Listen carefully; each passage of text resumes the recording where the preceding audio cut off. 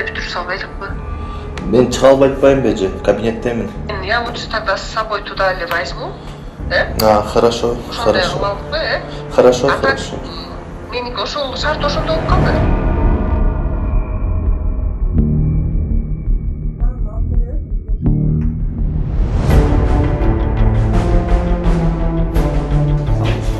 Разрешите представиться?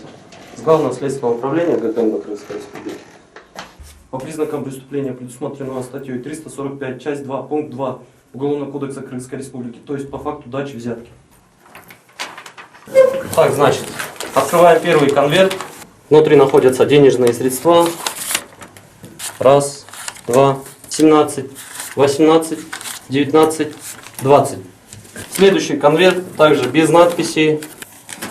Раз, два, 18, 19, 20.